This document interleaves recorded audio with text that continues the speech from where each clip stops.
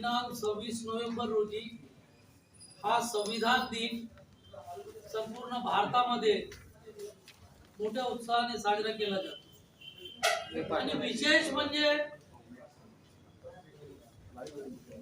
या संविधान दिनाच्या मुहूर्तावर पार्श्वभूमीवर संविधान चौक येथे संविधानाचा जागर हा कार्यक्रम संयुक्तरित्या घेण्यात येणार आहे।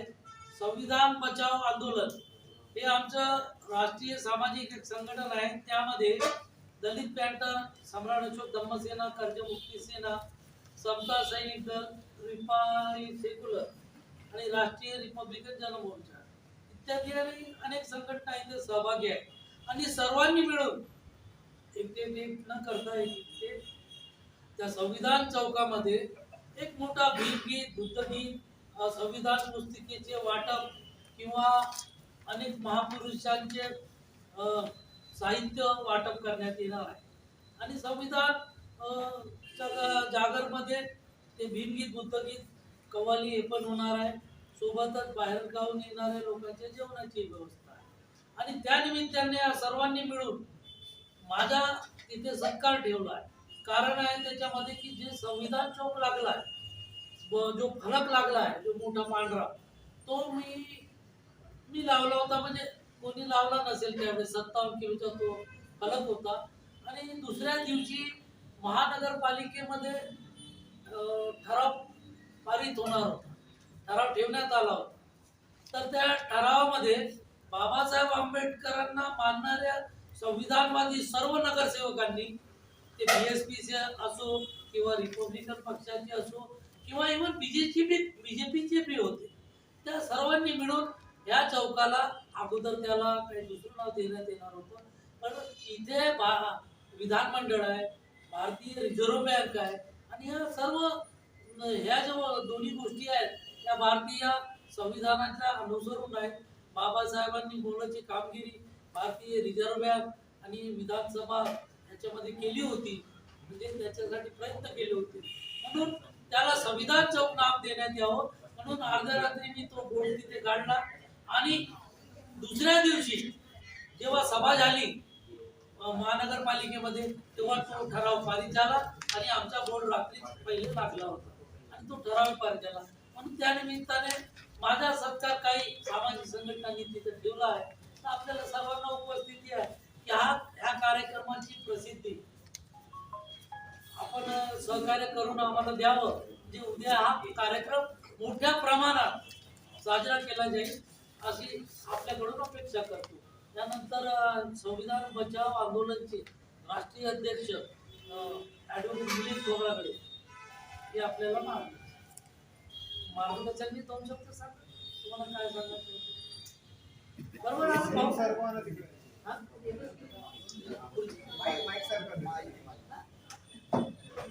मी आहे पत्रकार बांधवांचे, भगिनींचे हार्दिक अभिनंदन करतो। आणि महत्वाचा मुद्दा, हा जो संविधान दिवस आहे उद्याला येणारा, तो दिवस संपूर्ण आपल्या देशामध्ये पाळला जातो।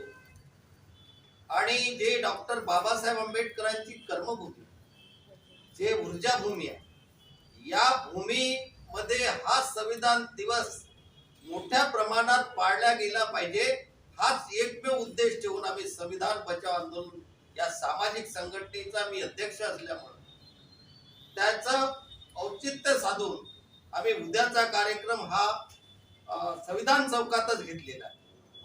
रवी भाऊनी सांगितलंय संविधान हा चौकाचं नाव कसं संविधान चौक म्हणून देण्यात आलेलं आहे। मला असं वाटतं की देशातला पहिला चौक आहे आपल्या नागपूर शहरात संविधान चौक म्हणून त्याला नाव घोषित करण्यात आले। त्याच्या मागची पार्श्वभूमिका सांगितलेली आहे। महत्वाचा हा दिवस आपण का पाळतो? हा दिवस यासाठी पाळतो आहे की हा देश धर्मनिरपेक्ष, हा देश समतावादी आहे, हा देश बंधुत्ववादी आहे, हा देश न्यायवादी आहे आणि तो विचार संविधानात रुजलेला आहे। त्या विचाराचा प्रचार झाला पाहिजे आणि ते प्रचाराचंही स्तंभ आहे देशाचं, लोकशाहीचं स्तंभ हे आपण आपलं प्रचार माध्यम, आपण पत्रकार आहात, आणि आपल्यावर फार तो कसा ते संविधानाला ते गालबोट लावत आहे, कसं संविधान अमान्य करत आहे आणि कोण करत आहे याच्याबद्दल आपल्याला संपूर्ण जाणीव आहे. आणि लोक सगळे पुस्तक वाचतात, अनेक माध्यम टीव्हीवर सगळे. आजचा तर या काळातील मंडळी निव्वळ त्या मोबाईल मध्ये लागलेली आहे. म्हणून आमचा एक प्रामाणिक उद्देश आहे की संविधानाचं पुस्तक याचा प्रचार झाला पाहिजे आणि घरोघरी पोहोचलं पाहिजे. कारण या देशाचा जर तारून निघायचं असेल, या देशाचा सन्मान वाढवायचा असेल तर संविधानाशिवाय या देशात कुठलाही मोठा ग्रंथ नाही. मग ते ग्रंथ आपापल्या धार्मिकतेचे असतील, पण सर्व जगाला जर एका माळेत सर्व धम्मपंथांना किंवा सगळ्या जनतेला एकत्र नांदवण्याचं काम खऱ्या अर्थानं संविधान करत आहे. आणि म्हणून आम्ही हा सर्व संघटनेने, मग ते दलित पॅंथर असो, ते सम्राट अशोक धम्मसेना असो, कर्जमुक्ती सेना असो, समता सैनिक दल असो, रिपब्लिकन सेक्युलर आणि राष्ट्रीय रिपब्लिकन जनमोर्चा असो, ते सर्व मिळून आम्ही एकत्रपणे येऊ. पहिला प्रयोग म्हणून आपण या ठिकाणी सर्व एकत्र मंडळी येऊ आणि इतरही संघटना एकत्र येणार आहे. आणि या संविधानाचा जल्लोष हा गावोगावी, खेडोपाडी आणि एका शेवटच्या माणसापर्यंत गेला पाहिजे. हाच त्या मागचा आमचा उद्देश आहे. मित्रांनो, येथे जे मंडळी बसलेली आहेत ते सर्व संविधानाच्या बरंच काम करणारी मंडळी आहे. हे आमचे राऊत साहेब आहेत, मेघराजी राऊत, आणि त्यानंतर बाजूला आमचे विधी तज्ञ ज्येष्ठ, आणि नाव सगळ्यांचे लिहून दिलेले आहेत देवरावजीकडे. आपण ते कलेक्ट करू शकतो. इतिहासामधला अतिशय महत्वाचा दिवस आहे. तर जगामध्ये सर्वश्रेष्ठ संविधान हे भारताचं आहे आणि ते संविधान जे सुपूर्द करण्यात आलं त्याला उद्या 75 वर्ष पूर्ण होत आहेत. आणि म्हणून ऍडव्हान्स मध्ये आपणा सर्वांना संविधान दिवसाच्या निमित्तानं मी शुभेच्छा देतो. आपलं सर्वांचं स्वागत करतो. संवैधानिक भारत राष्ट्र निर्माण अभियान याचा संयोजक आणि यवतमाळला मी प्रॉपर राहतो. मला संविधान बचाव आंदोलन जे आहे यासाठी यवतमाळवरून इथं येणं यासाठी आवश्यक पडलं की जे संविधान या देशातल्या प्रत्येक नागरिकाला त्याचे हक्क आणि अधिकार देण्यासाठी आहे.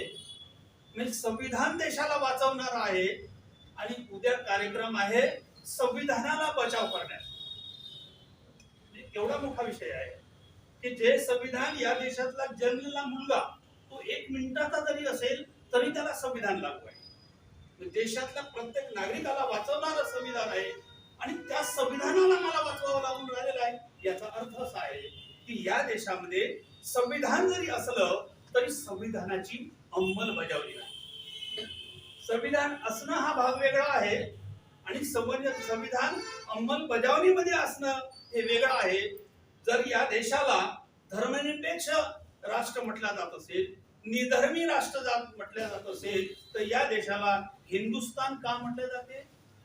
मीही कुणबी आहे, माझाही धर्म हिंदू आहे, मी स्पष्टपणे तुम्हाला सांगतो. पण मला असं म्हणायचं आहे हे हिंदुस्थान असेल म्हणजे हिंदूच जर स्थान असेल तर शिखांनी कुठं जावं? भारतीय स्वातंत्र्यामध्ये त्यांचं योगदान नाही काय? या देशातल्या जैनांनी कुठं जावं? या देशातल्या ख्रिश्चनांनी कुठं जावं?